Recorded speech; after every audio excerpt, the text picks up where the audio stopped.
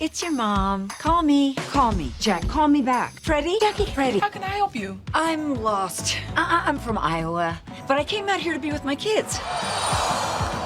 Oh, well, hello. Hi, I'm Jean.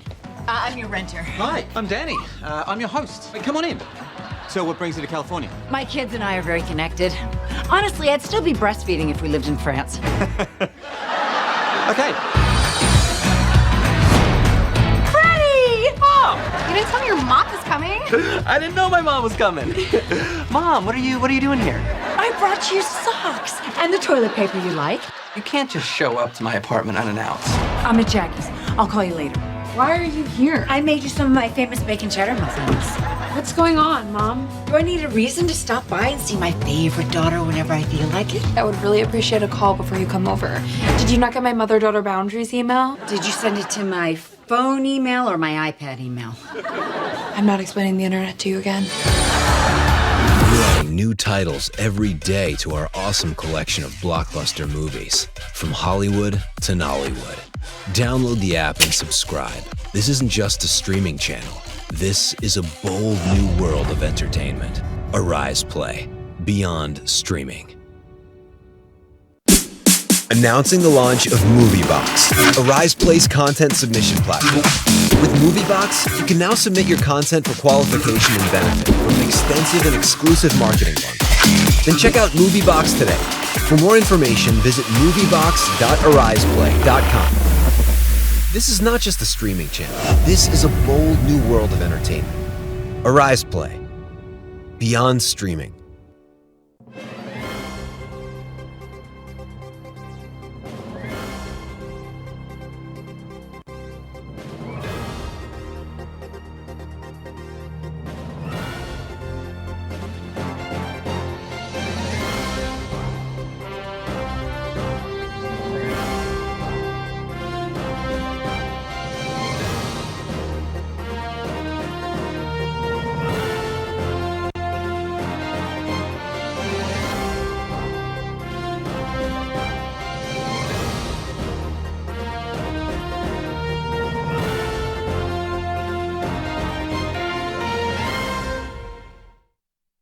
Welcome to This Week, 60 minutes of analytical review of the big stories, topical issues, and all the controversies around the world.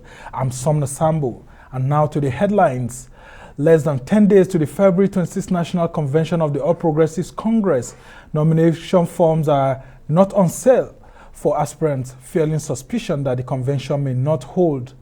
Abba Kyari, Deputy Commissioner of Police and Nigeria Super Cop, in a fresh trouble of drug deal while the FBI investigation on him is still on. Russia says it has withdrawn some troops from the borders of Ukraine amid tension, but US says invasion of Kiev still possible by Moscow. These are the issues we're following up now, and we'll soon have them.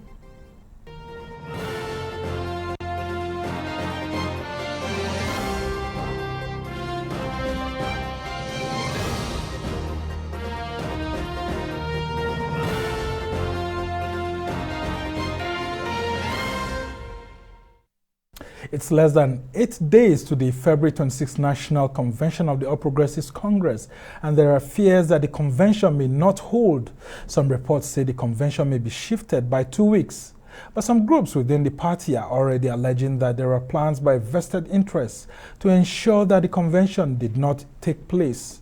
One of such groups is the APC Rebirth, a movement of young people within the party. The group says they are not convinced of the true intention of the party's interim leadership.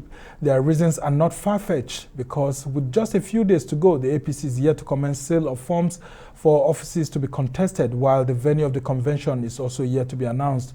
It is expected that by now, sale of forms would have been completed and screening of aspirants also done by the party, but none of that is yet to happen by the Malabuni-led caretaker and National Convention Committee.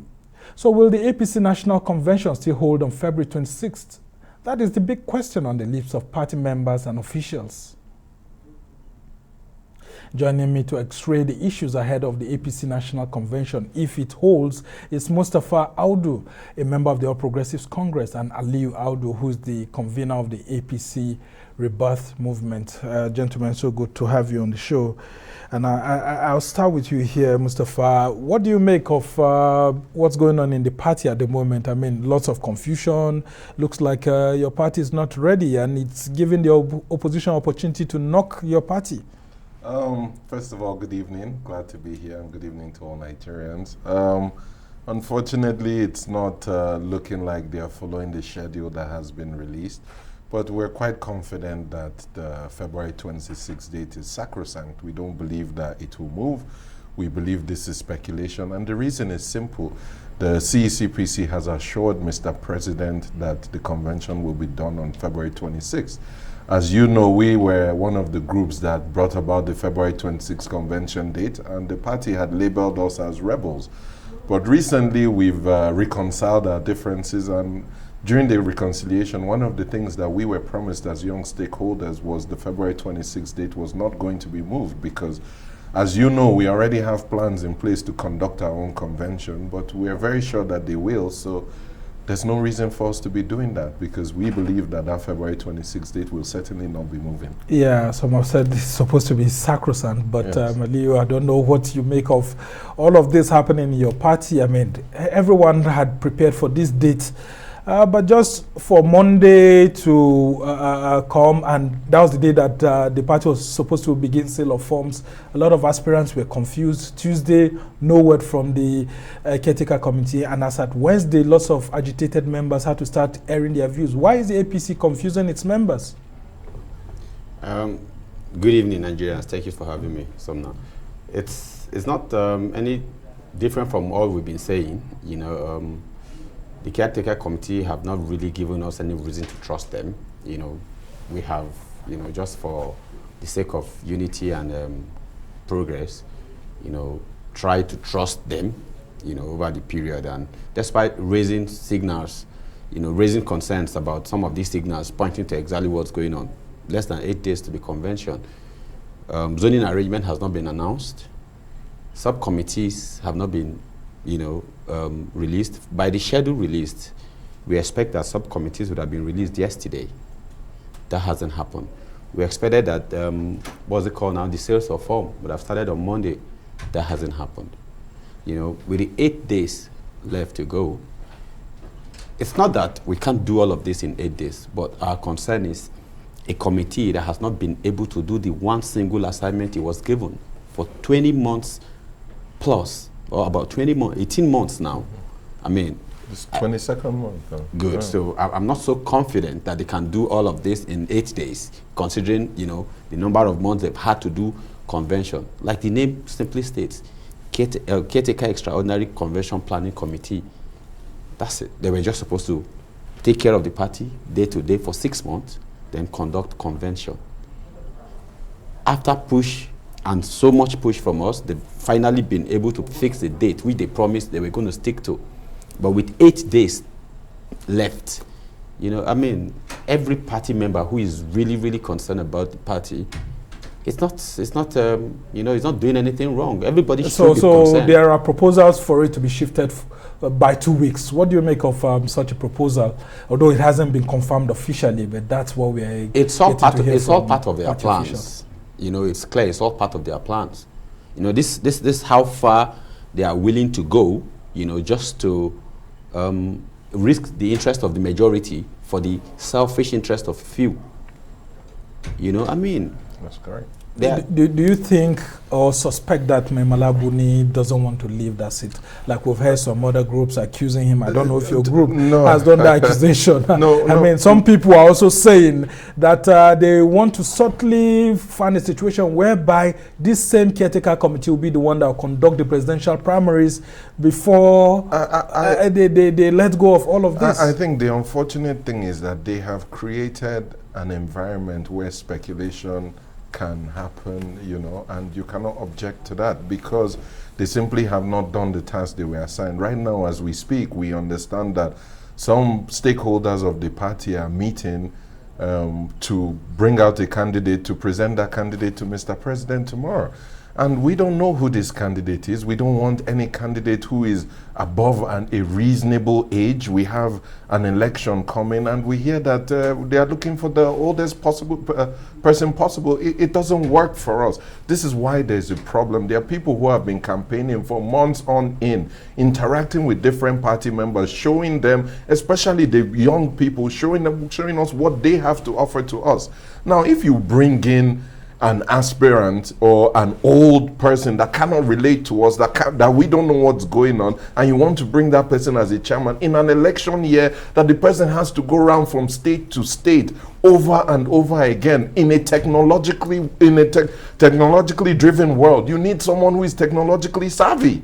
You need somebody who understands the demographics of this country and how to mobilize them. Mr. President is leaving with over 12 million votes. These votes are still there. But how do you get them to return to the APC? By galvanizing young people, because when a new set of people have entered each year since 2019, 18-year-olds have been entering, and they can only relate to a face that is similar to their own. They don't want somebody at the very edge of existence. Yeah, but the older generation also needs someone that they can trust. Absolutely. That is why we are saying that we will not, as young people, we want to present them with options. Right now, we've narrowed it down to 3. And we expect to narrow it even further. We've given them candidates or aspirants that we as young people can relate to. Can you tell us those aspirants? We can name them if that's okay. Yeah, I think there are 3 people. I can name them according to age so that it's not in terms of preference. The youngest on the list is the Turaki of Ilorin, which is Alhaji Salisu Mustafa.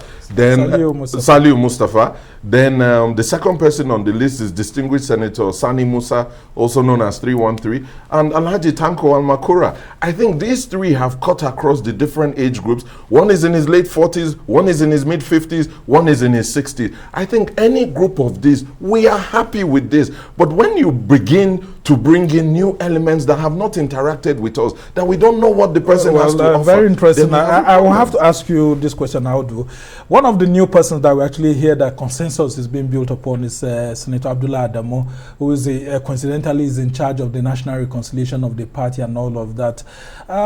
Do you think that consensus option should actually be given more prominence under this arrangement, or all candidates should be given, or all aspirants, should be given an equal opportunity to go and contest for this position? If you remember clearly, sometime in October, my group, the APC Rebirth, in our first outing, what we complained about was the way and manner the whole consensus was abused from the World Congress, the local government Congress. We had come out after the local government Congress to raise the alarm, as to why what was going on, wasn't consensus, but just imposition. Our fear then was that if we didn't speak when we spoke, the same will repeat itself at the National Convention, which is exactly what they are about to do from what you've said. Now, why it will never be a consensus? Yeah, but can you also confirm that that's the information you are also hearing? Because our news sources are telling us that is correct. The consensus is being built around Abdullah Adamu. I have also heard that, but I'm telling you that whoever is bringing a candidate less than 10 days to the convention and asking for such candidate to be a consensus candidate is trying to impose a candidate on the generality of the party members. And I'll tell you something for free. My group, APC Rebirth, have met with almost all the aspirants, and we have discussed with them. We have shared our fears, our concern, our hopes for the party and for the country.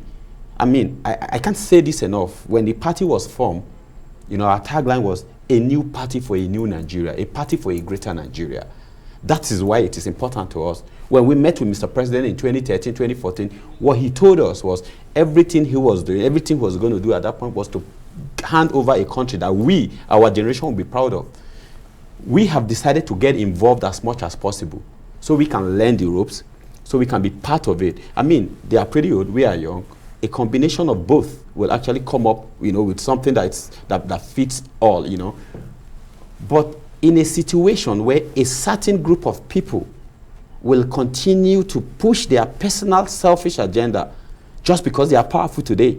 I mean, it is very painful because they don't seem to learn from history. You are governor today, you think you are all powerful. Look at what's happening in Osun. Look at what happened in Benue between Akume and Oton before he left. In many other states where we have crisis between a governor, a former governor and a sitting governor. It is just clearly abuse of power while you are in power. So the moment you step out of that place, you become a victim of your own action yesterday. All right. I'll just ask you to just hold on there while we go on this short break. When we come back, we'll continue the conversation. You're still watching this week. Stay with us as we go on this short break.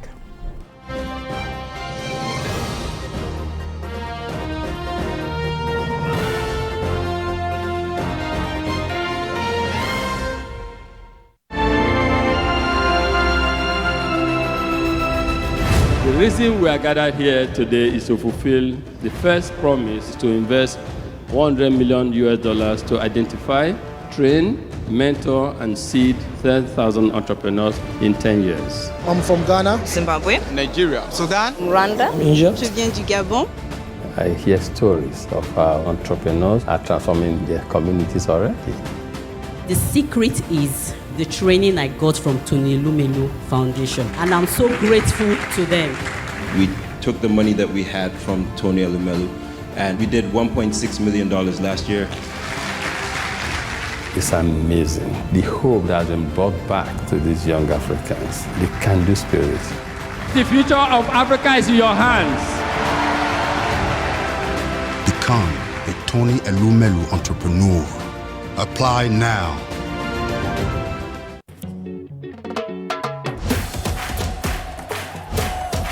Illegal bushmeat is on sale in our cities, risking extinction and our health. We've become a centre for ivory and pangolin smuggling. So please report wildlife crime and say no to illegal bushmeat. And let's work together to win for Nigeria. Keep them wild, keep us safe.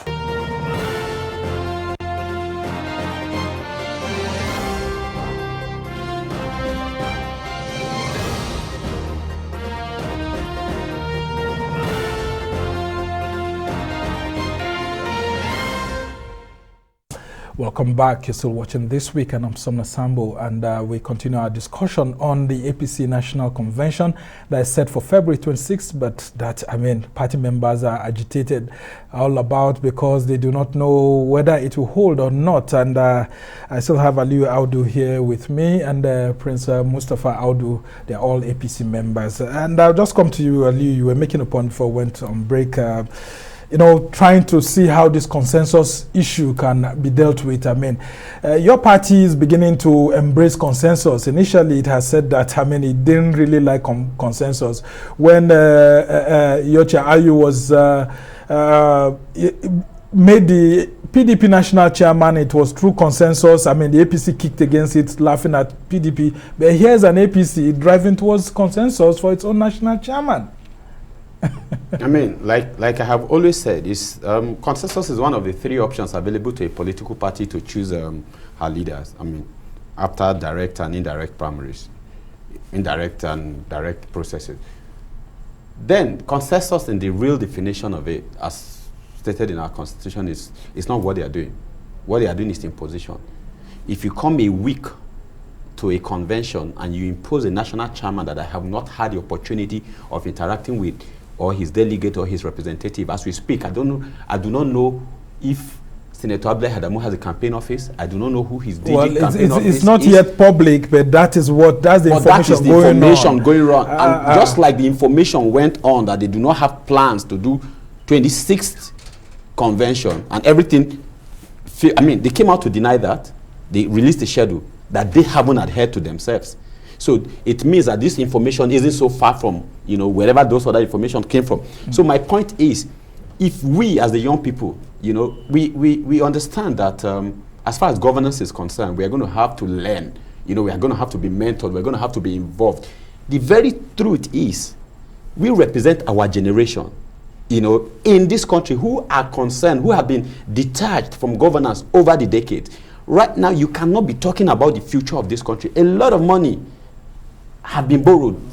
Government before this government will borrow, the next government will borrow, and it's supposed to be paid in the future, and the future is us. So we need to be involved in those decisions that affect our future. So what we are saying is, if at this point we do not have the opportunity of interacting with all of the aspirants who intend to, govern over our party, government is, there's no guarantee that we are going to win election every 4 years. But our party as an institution must be able to develop itself, to evolve over. Look at the ANC. What stops us from being like that? All right, and then I'll come to you, Mustafa, actually. If you take a critical look at what is happening now, the uncertainty, would you say that it's related to, what we have just said that we've heard? News sources telling us that there's a plan to actually impose a certain candidate. Some have said that that candidate may be, the aspirant may be Senator Abdullah Adamu and all of that. Do you think that it's responsible for the delay in releasing the sales of forms, in following the processes that the same party officials have set for the same party to follow, which is not being followed? Again, like I said, I honestly believe they're going to do it, because if they don't do it, they've shown us that they have zero credibility, that they lack integrity, and they don't care about any role or anything that they release. Coming to the topic of Senator Abdullah Adamu, we have to be critical in analysis. He was responsible for the Reconciliatory Committee. It didn't do its job. It failed at its job. In fact, it requested another week. Well, that cannot be said to be failure. If party members did not make themselves available, we have seen him going around the country and meeting party members. No, you haven't. I'm sorry to say no. Okay. We are the largest constituents in the party, and Senator Abdullah Adamu doesn't know who we are. You mean the APC youths? Yes, all the young people. Out of the 41 million registered voters, we are 35 million. And we are saying there is a real legitimate problem. But we have not seen him. It is actually the young people in the APC that reached out to us so that we can resolve the issues. That is what we're trying to say. There is no way of relating to that age gap, because they don't even recognize that we exist. How then can they actually carry out an election that requires going around, that requires vigor? You have to go around every single state, sometimes several places in one particular state in one day, sometimes several states in one day. How then can somebody of his age do this? It's not possible. Do you understand? It's not possible. Do you think that the decision of some of the party officials to also await President Buhari's direction as it regards to zoning is also responsible for the delay? No, I don't think so. I think the height of this thing is incompetence. There is no reason why in 2 years a job that should take 6 months has not been done. There's no reason. The reason why we have a February 26th date is because of the youth of APC. Very simple. And they did it to bamboozle us, which it's obviously becoming clear. But we have our plans in place to conduct a convention. So we are putting them on notice. If they are not going to do the convention, we are going to write to Mr. President. Mr. President, there is no convention. It is clear there is no intention. And we have 2 weeks. I would like to ask you, why is it that almost everything in APC is being centered around the president? The president has said the party should do what's the right thing. Go ahead and do your convention. Yet, people are still going to meet the president to determine the issue of zoning. I thought APC has said that there was no zoning. So why does it look like party officials are waiting for the president to tell them where the national chairman should come from, and then that will determine zoning or all of that? In fairness to them, I don't think at any point there have been any formal communication from the party that there is no zoning. When you consider the diversity of the country, when you consider how polarized we are at the moment, which is part of the things we're doing as young people in APC, because we realize that one of the challenges we have in our country is, unity and integration. They've got to be deliberate steps taken by individual, by organization, by government to integrate the different parts of this country. So every single part of the country feels proud and feels like, an original member of the, of the union or of the nation. Yeah. So for that to happen, there are certain steps that must be taken. Like zoning is one of such. It's not Yeah, but it's not. It's not constitutional. In your constitution. It's not constitutional. Yes, but that's why politics itself, generally, democracy is gentleman agreement, is negotiation. It's about sitting around the table and agreeing that okay, let you get this get this. Then at that point we said okay, yeah, we are all comfortable with that's consensus. Zoning itself is an act of consensus. Yes, I agree. But in a case where a certain people feel like it is, it is their personal ambition above that of every other thing, it's why they will wait. President has been in this country for months. They didn't go to meeting for zoning. There have been a lot of, certain people going to the villa to meet president. They did not discuss zoning. I mean, they had to wait till it's 10 days, 8 days to talk about zoning. Then, while you are doing this, you've gone to, like you rightly said, we have very quickly because we have interfaced with many of these aspirants, and I can tell you that those we have spoken with, there are a number of them we are comfortable with.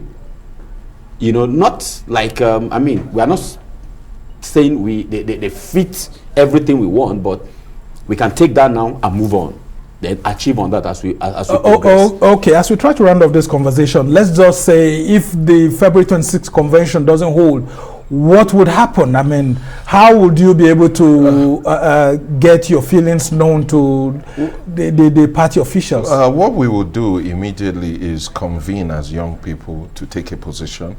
We will not be taking a position independently. Again, what is the reason for it being moved? If it's being moved because the majority of the CCPC have COVID or something like that, that's acceptable. But if there's no reason other than trying to figure out zoning, we have a zoning formula out there. So if they can't do it, we can do it. We've accepted their North Central chairmanship. We've accepted it and gone with it.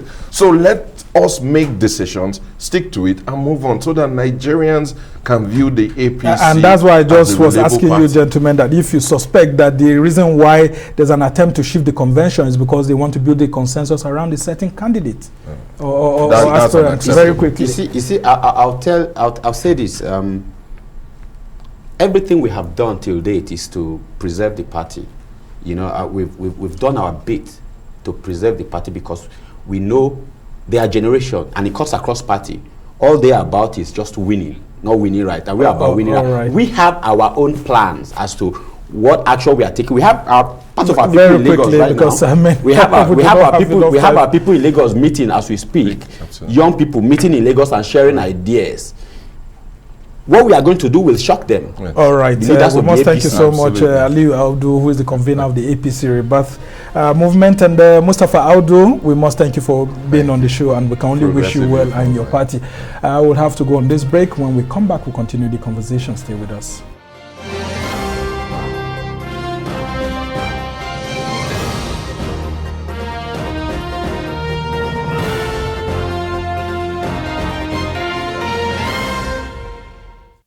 Here's a card we no go give you stress at all. Zero wait and zero queue. First Banky Petra card. Here's a card we no go give you wahala. Zero trouble now for you. First Banky Petra card. Tell off the spoiler. Who won't break them? Where you want say now only you get them. Nothing fit to one.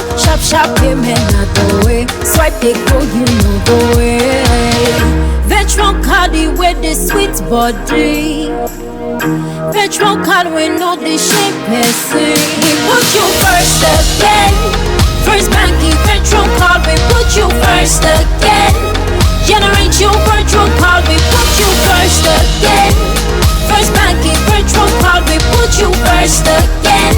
Just generate your virtual card.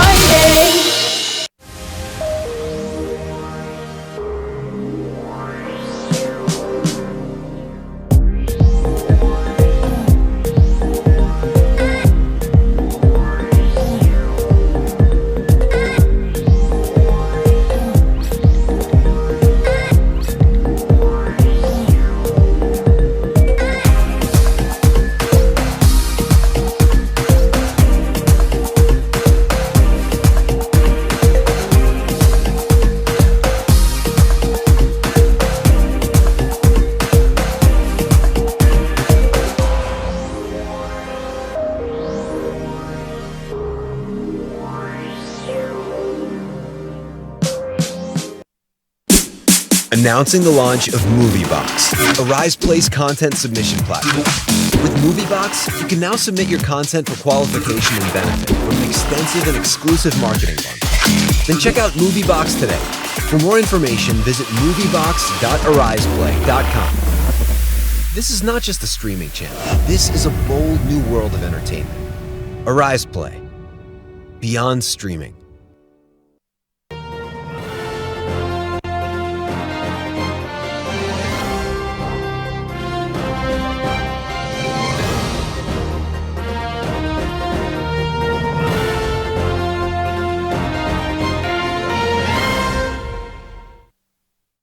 Welcome back. You're still watching This Week, and I'm Somna Sambo. Now, he's one cop that many young police officers in Nigeria described as a role model. Abba Kyari was described as a super cop that could bust all manner of criminal gangs, kidnappers, fraudsters, and even bandits. Kyari was even decorated with medals by the House of Representatives, alongside several groups recognizing him as a hero and a protector of the weak. Then it all started like a dream of the night. A man celebrated for his uprightness in Nigeria was suddenly described as a petty thief, collaborator and associate of the international internet fraudster Hush Puppy by the U.S. Federal Bureau of Intelligence, or FBI. While the matter was being investigated by the police hierarchy with a request for his extradition by the Interpol, then came another kind of warned by Nigeria's anti-drug agency, the NDLEA, that Abba Kyari belongs to a drug cartel that operates between Nigeria and Brazil. With preliminary video evidence shown by the NDLEA, 4 other police officers named as suspects have been suspended by the Police Service Commission. More revelations continue to unravel in the case. Joining me to look at this issue is Professor Abiodun Adeniyi, who is Arise News analyst, and Adewale Ajadi, who is lawyer and public affairs analyst. Thank you, gentlemen, for joining me on the show. Thank you. Pleasure. Yes, I mean, after the Federal Bureau of Investigation we thought that the issue of extradition was the biggest issue on Abba Kyari's split, but unfortunately, he got into this one. NDLEA announcing that he was declared wanted, and just a few hours later the police sent a statement telling us he had been arrested. Prof, what do you make of the trials and temptations of Abba Kyari, if we may name a book that way? Yeah, I think it just shows that life is full of contradictions, one, and two, we should also learn to manage our expectations about individuals and about the system, about processes and procedure. We shouldn't think that if somebody is putting up a kind of picture, he really portrays or represents in substance that picture, as the case could be. Then thirdly, I think also we need to also look at NDLEA itself. It all seems to me that the new leadership of NDLEA is full of some kind of dynamism, which is unusual, something we've not had, something we last had in the period of Fulani Kwajafa. So we are seeing an evolving... Fulani Kwajafa was the former chairman of the NDLEA. The drug bearers were always so afraid of him. Absolutely. Under the Babangida administration. And of course, Tunde Ekpemisha also did his best as well. Yeah. And now we are seeing a renewed dynamism, which makes a lot of meaning to me, because oftentimes we are critical of leadership at all levels of governance. And we've been saying that if we can actually have a leadership that is motivated and inspiring, there can be movement rather than motion, like we see in ministries, departments, and agencies. Yeah. And when we're raising the question of leadership as a problem or the bane of this country, it shouldn't just stop at political leadership, presidential leadership, but it should permeate all the dimensions of governance, including the police, as well. But it is good courage, for us to see somebody as super, so to say, like Abba Kyari, going through this kind of investigations. But investigations can itself be very, very complex, and it can even be trickier because we're dealing with an investigator himself. But the final prayer we want to make, is to say that it can be tricky, complex, but the populace, is looking forward to a salutary process so that it will not go down the way of other kinds of investigations in this country, where things will be swept under the carpet. There will be radio silence, and you will not hear anything again thereafter, and it will just be business as usual. Especially when there are political interventions. Absolutely. Let this be a difference, and let's see a difference happening from this one. And then I'll come to you, Ajadi Abi. You're a lawyer. We've heard lots of speculations here and there, and people saying that, look, this is a pretext for Abba Kyari to actually be put under what's it called, a court process, and then that will stop him from being extradited to the United States and all of that, as requested by the Federal Bureau of Investigation in the US. What do you make of all those social media talk, actually? Well, I think the problem here is that we're unnecessarily cynical. There's no perfect process. There are processes, there are checks and balances in processes, there are human defects, and if we find someone guilty, which is a process in itself, based on evidence, not speculation, then justice must be seen to be done, not just speculated on to be done. And that itself is a discipline.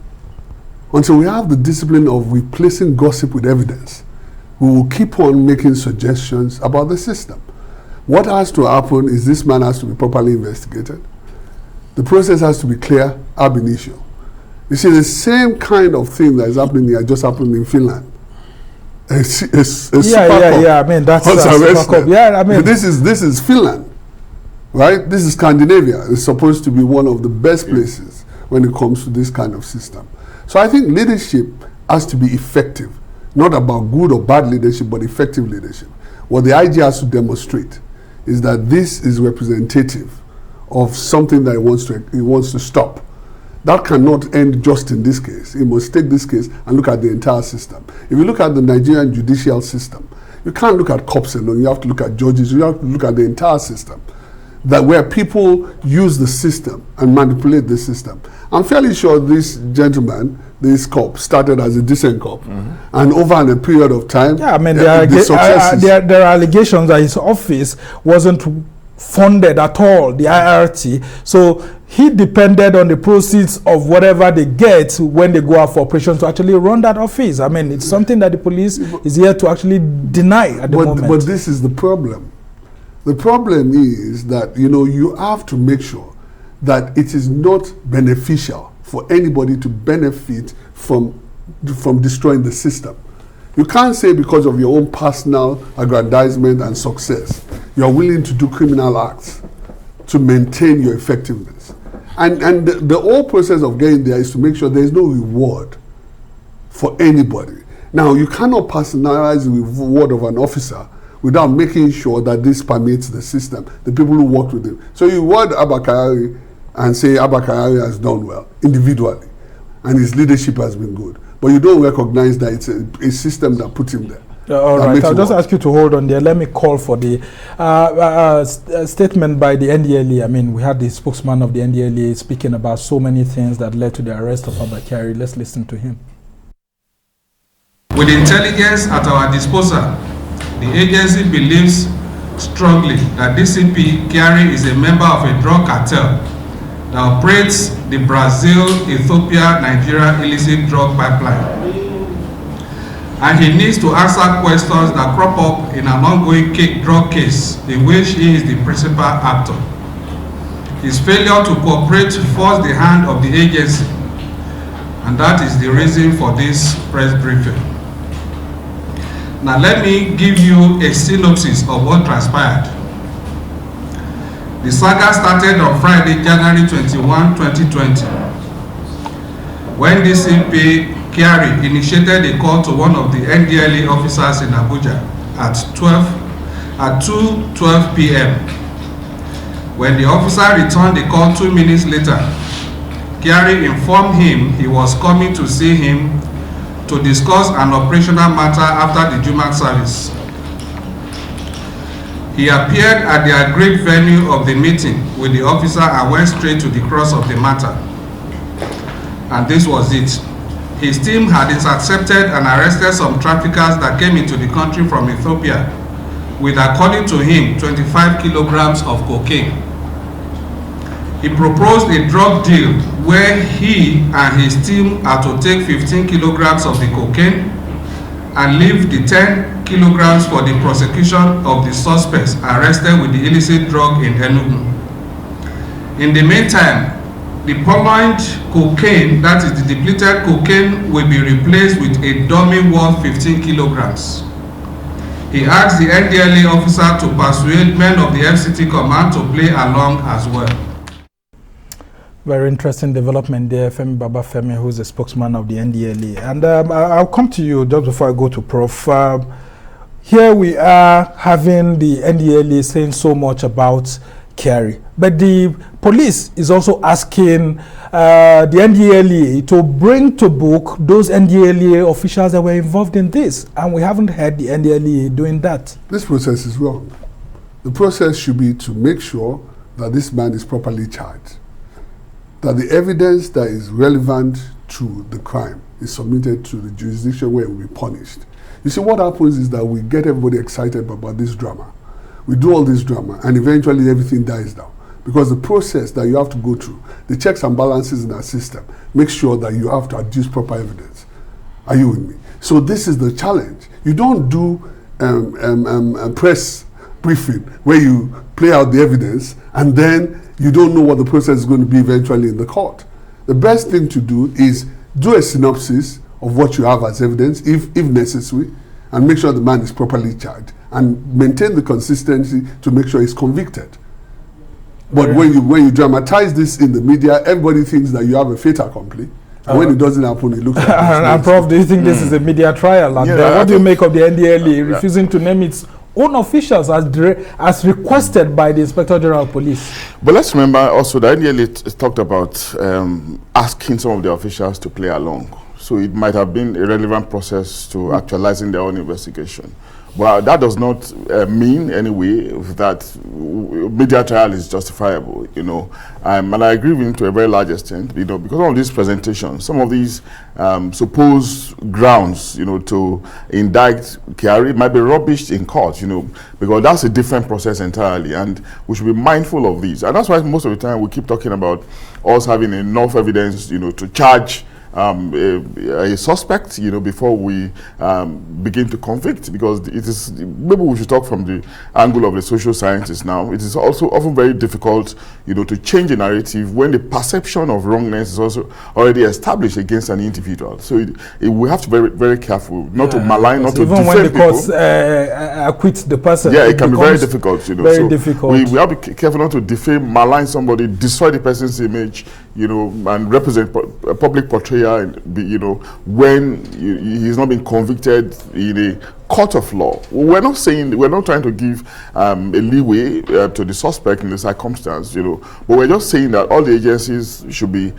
speak and span in the actualization of the processes involved in this investigation. Okay, interesting. And then I would like to talk about the issues of the other 4 police officers that were involved in all of this. What does this say about how law enforcement officers can easily be brought into shady deals by drug lords, I mean, by those who control the underworld and all of that? Well, there's a major problem. We still maintain a colonial police force. Essentially, these people live almost like boys and function as a unit. The esprit de corps is there. So if the head is bad, it probably would affect all the junior staff. You can't turn against your Oga effectively. I know that the presidency is going through a process of police reform.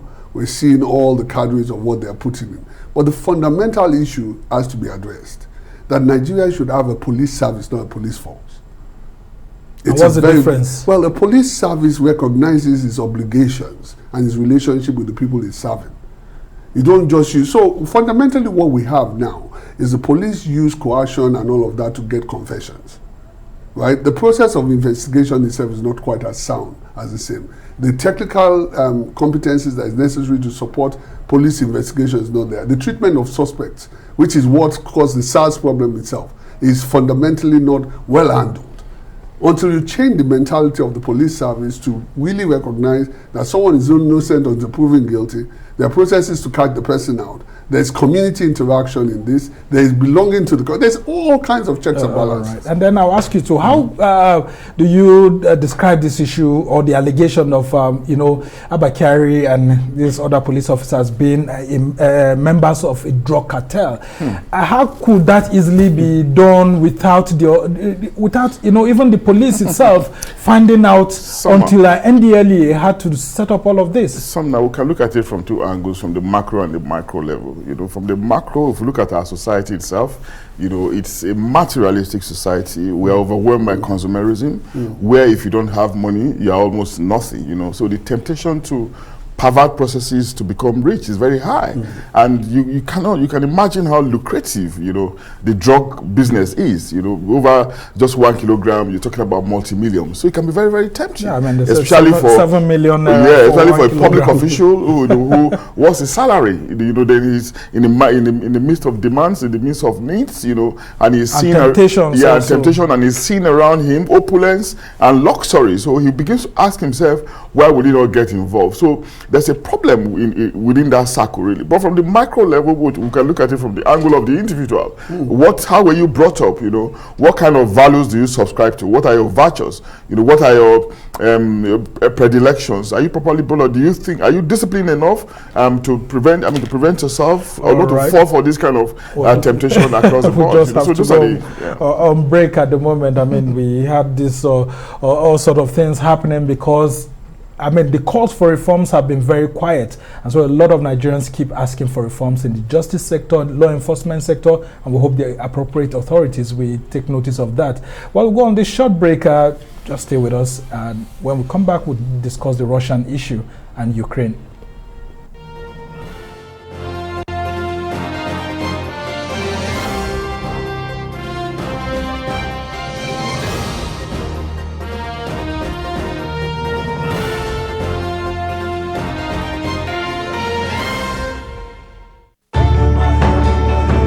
As you adjust to the new realities for operating your business and engaging with your customers, let us help you transform your business into a digital powerhouse capable of adapting and taking advantage of today's opportunities.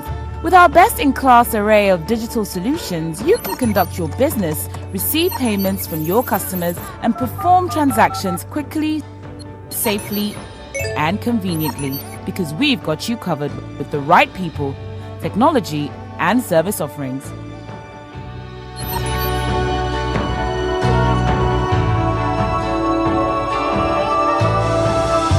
Contact us today and let us take your business to its zenith. Zenith Bank, in your best interest. The Dangote Group stands at the forefront of African enterprise. Since 1978, we've touched the lives of millions of people by meeting their basic needs. Our belief in the promise of Africa has taken us into 14 African countries, with substantial investments that will propel the continent towards greater prosperity, promising jobs, improved standards of living, and economic growth. Dangote, for an empowered Africa.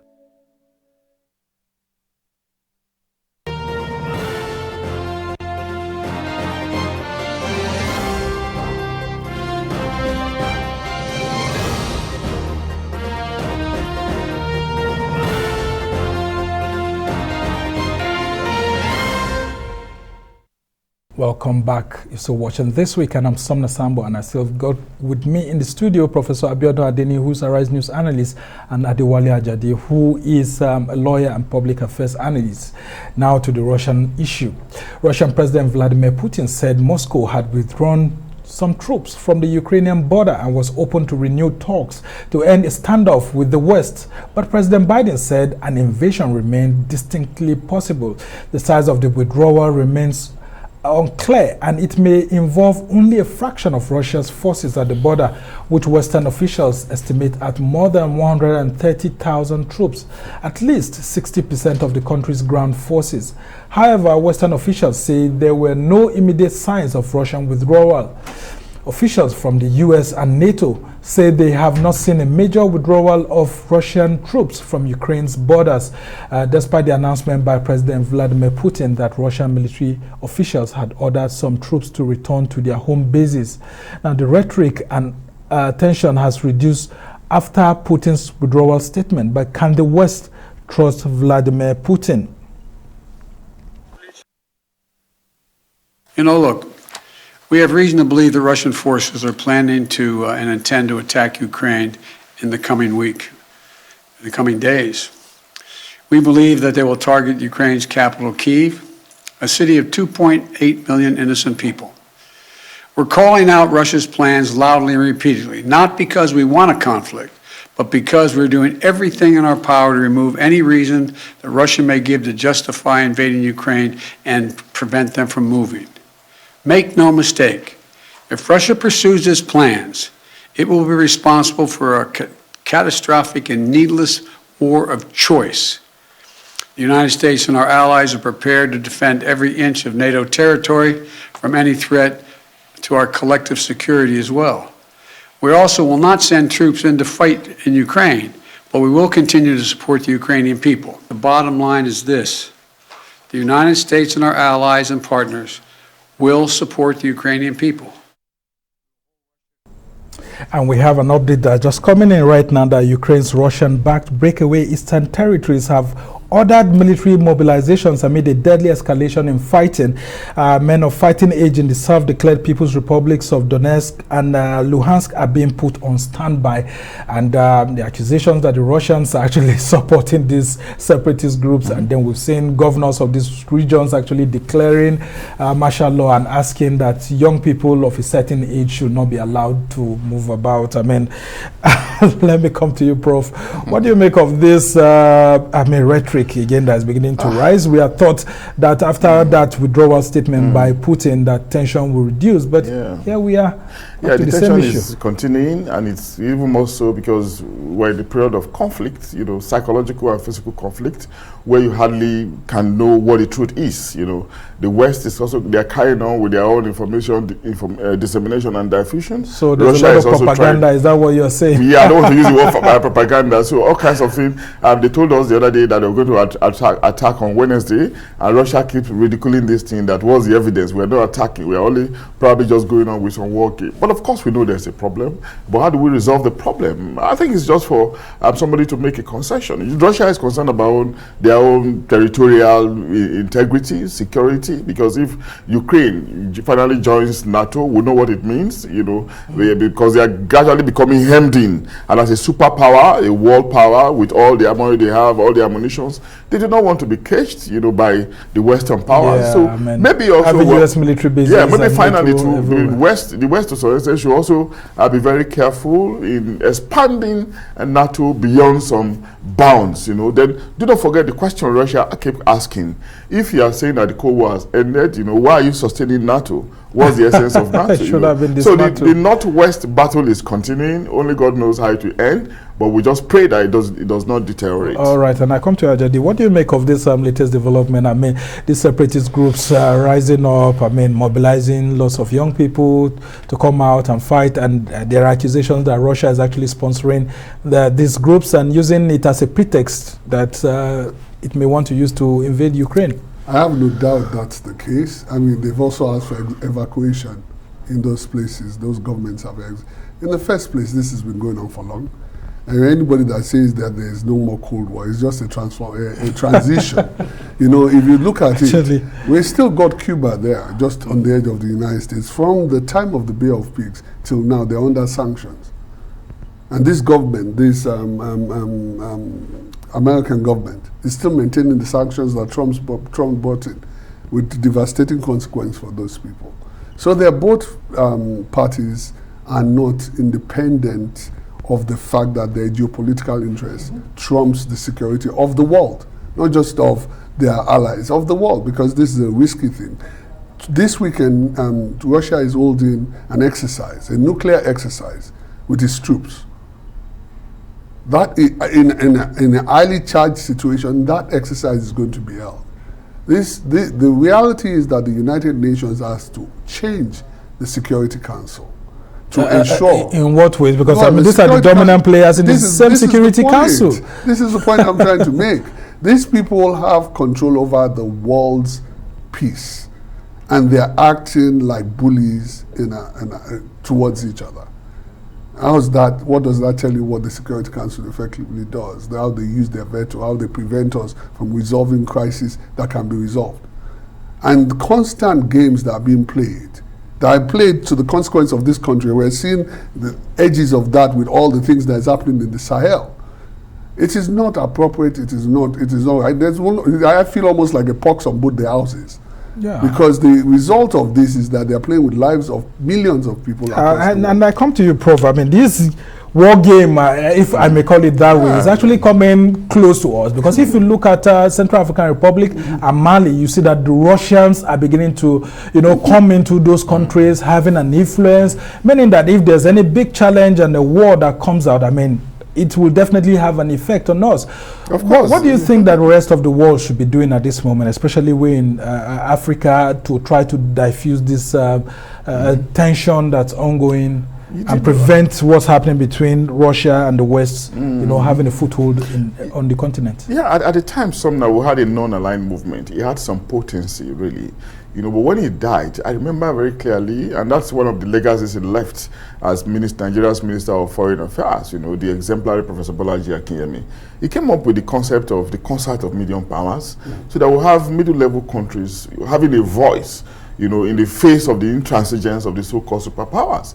But somehow, I don't know how it went on. It couldn't be sustained. That would have been like a thought force, giving us a voice, when the superpowers, are playing with the lives of billions of people, not just millions now, because we're talking about nuclear weapons, the kind of destruction it can cause, if one is detonated, so to say. And do not forget, there are some other quiet, interested superpowers who are also there, but they are not members of the Security Council, but they keep threatening even the Security Council from time to time. North Korea is there, and of course China is a member, but the potency of China cannot also be undermined. Just quickly before I let you go, what do you make of his request for, or his call for a reform of the United Nations Security Council? It's very, very legitimate, because for now, the United States is almost, you cannot blame them anyway, but it looks like a toothless bulldog, because I don't know what they can do. Some of these countries that are populating the United Nations are still very strong nations, so they can hardly do anything beyond the dictates of the powerful nations, as the case could be. But there has to be an understanding, but of course, I see what Biden said, that there's not going to be military intervention, but taking out that one, I agree with Professor Akinyemi, is probably something that is emboldening Putin further, because there has to be checks and balances, a balance of terror, so that people will be concerned about not just thinking that they are the only ones that. And very quickly, what do you think of the strongman tactics of Vladimir Putin? Well, it's inevitable. I mean, I will just use the opportunity to say something to you that you must not forget. Nigeria is about to be the third most populous country in the world. And Africa is about to have 50% of all the young people in the world. That has to count for something. We cannot wait until these people have mutual destruction and then talk after the fact. We have to stop this. All right, very interesting indeed. Wale Ajadi, who is a lawyer and a public affairs analyst. I must thank you for being on the show. And Professor Abiodun Adeni, a Rise News analyst, he reminded us of the concert of Medium Powers by Professor Bolaji Akinyemi. Well, it's on that note that we end this this week edition of This Week. I'm Sumner Sambo. Stay with us.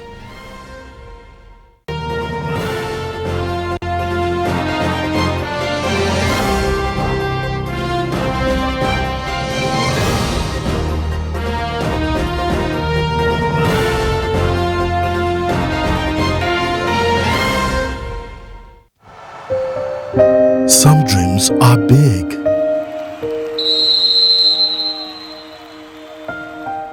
Some dreams are small.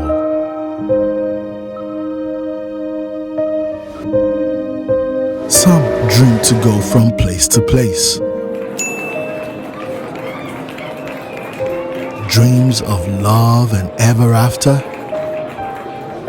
Dreams and sacrifices that builds the future.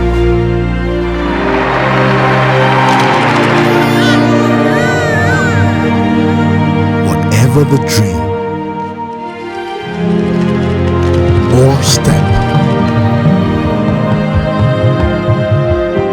or journey, you can do more with a partner that cares about your dreams. Access more than banking. Everybody want enjoy. Everybody want relax. Everybody want to glow. Nobody want carry last. Everybody want joy. Who don't like it better? And if you wanna talk to mommy, 7. If you wanna talk your Friday, 7. If you wanna run on time, 7. If you want plenty data, 7. If you wanna go do 7. One more 7, he says 7. Let me hear you say this super number. 7. Boy, it's a life thing, no get you a holla. 7. When you use the code, it be like you in the lotto. 7.